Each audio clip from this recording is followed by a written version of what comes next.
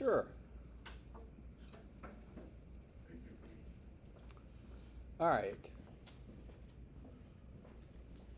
So on this example, you want to talk about, those four things: shape, center, spread, and then you also want to talk about anything that's weird about it.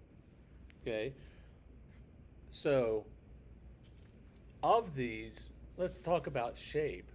Which one of them is more strongly skewed or appears to be? Ignore the outlier. Outliers have nothing to do with skew. B is more strongly skewed. A, although these are really small and this is big in comparison, this, you've got this great big chunk here. This is more strongly skewed, okay, than this one is. If you say that country A is skewed to the right, if you're ever like not real sure, well, make sure you say things like somewhat skewed to the right, or slightly or moderately, or use something to dampen that down. So that shape. For the center, I would talk about the medians for both of them, that the median for country B is much higher. I would also talk about the interquartile range. The interquartile range for country B is much larger than that for country A, which means the data is more spread out. Yes, sir. So, like for country A, yes, the bottom 50% is only between like four values, right? Between 14 and 18, and then the rest of it goes from 18 to 30. How do we like know why that one isn't skewed more, just because the interquartile range is skewed more?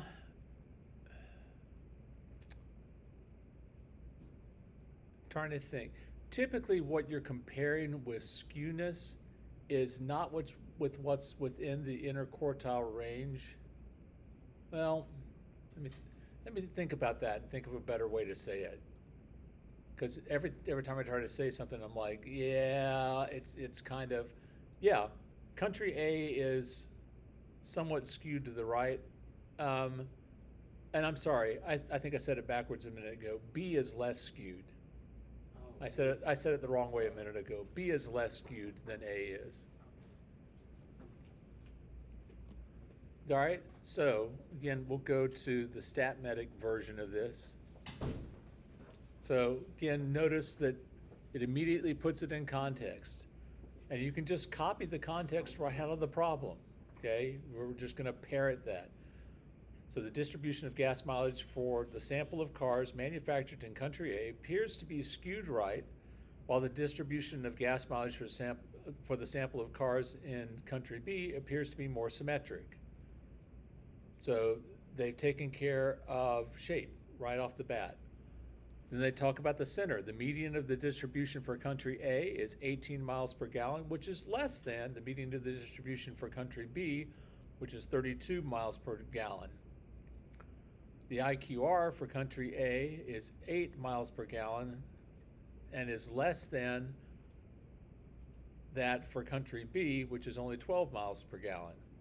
Country A has one outlier at 38 miles per gallon.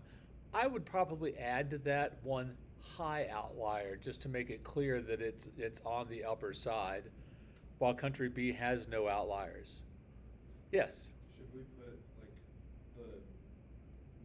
the gas mileage for the outlier, or do you think just saying that it's high is sufficient? I would give what it is, so that you're identifying it both as a high outlier and telling its value. Okay. I would probably do both of those. Yes, Jamie. So, like I did this in the homework. Sometimes we'll give you a box plot and a histogram. So, like when you look at those two, look at the histogram, and it looks like there might be an outlier. Will it kind of show it on the box plot if it is or not? So generally speaking, on a box plot, if a box plot is given to you, outliers are marked specifically.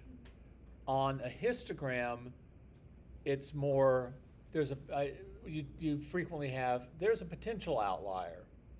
Now, if it's, all the data's here and it's way over here, you're like, okay, yeah, it's an outlier. But sometimes it's like, yeah, it's probably an outlier, or it could be an outlier. Again, if you're not sure, you point it out as something that, hey, I noticed this. I don't know for sure whether it's an outlier yet because I'm not doing the calculations, but I think it is. Box plots are like more sure than.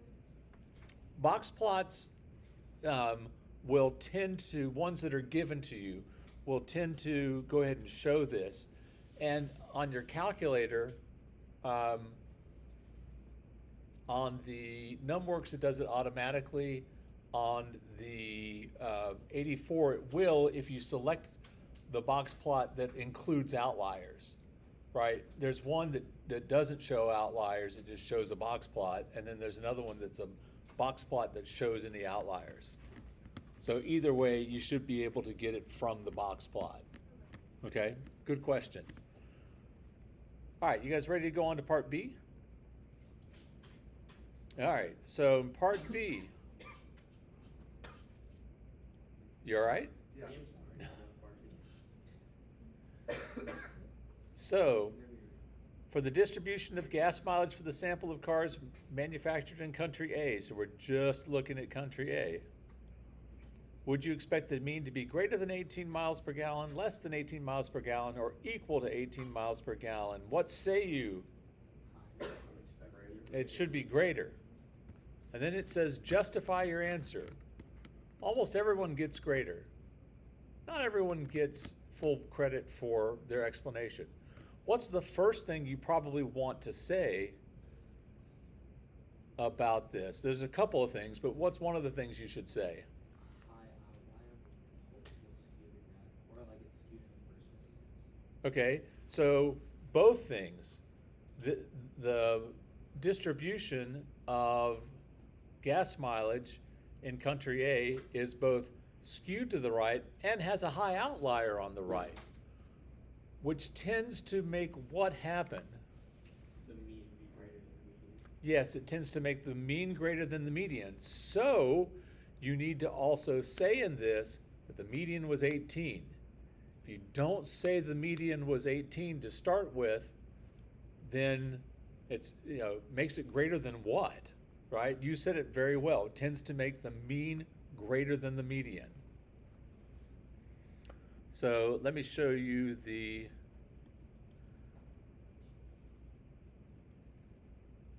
StatMedic. I would expect the mean to be greater than 18 miles per gallon because the median is 18 miles per gallon. Start there. And the distribution appears to be right skewed. Notice he says appears to be. He's, hedge your bets a little bit. It's okay. And has a high outlier, which would influence the mean to be greater than the median, which is exactly what you said. Okay, don't just say it makes the mean higher. It makes the mean higher than what? It makes the mean higher than the median. All right, and then part C. The manager will create a new box plot with the combined data from the sample of cars manufactured in country A and the sample of cars manufactured in country B. So we're now putting them together. What's the range of the combined data set? 26. 26 because? 14. The highest value of all the data is 40 and the lowest value of all the data is 14. Yeah, your maximum value for the combined set is 40. Your minimum for the combined set is 14, and 40 minus 14 is 26 miles per gallon.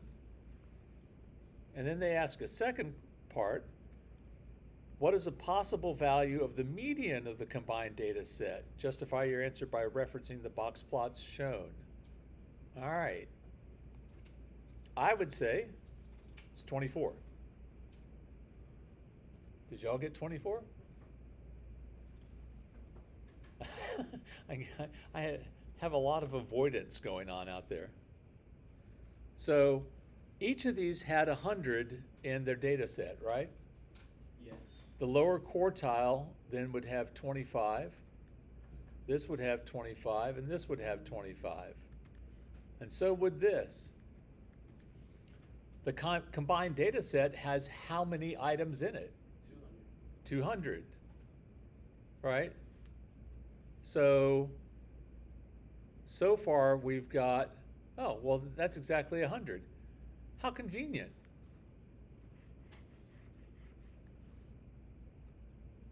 So there's 100. Oh, 100 on that side of 24, and there'll be 100 on this side of 24. Exactly right.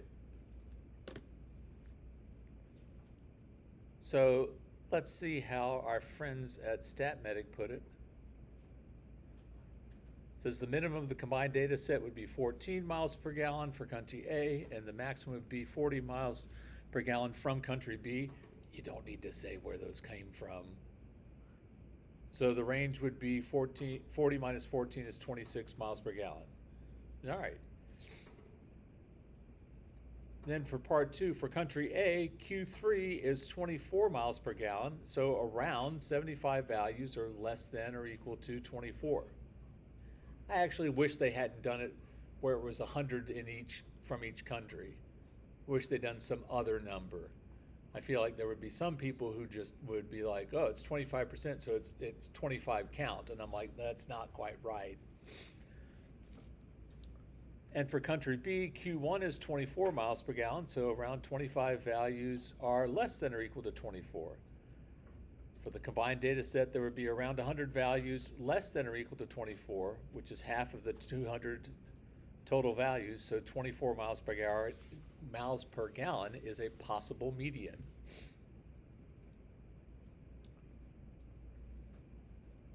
Okay, this was off last year's exam. First question. This was it. Okay, now, I don't expect you that you're there already, but you should be getting close to being able to answer that question pretty well. But that's why I wanted to practice one like this. It's a good box plot question. Any other questions about that? Y'all are very quiet today. Would you mind going back up to part A really quickly? The answer? Yes. Yeah.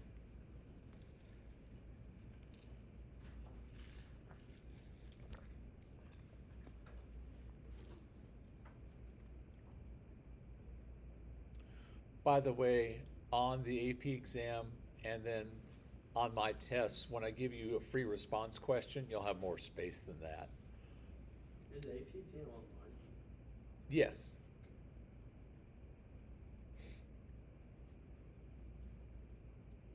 It's online, but you are still writing your responses,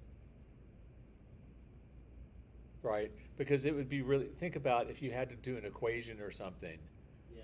how awful that would be trying to learn to do that on a computer. Pretty bad. Yeah, it would be pretty bad.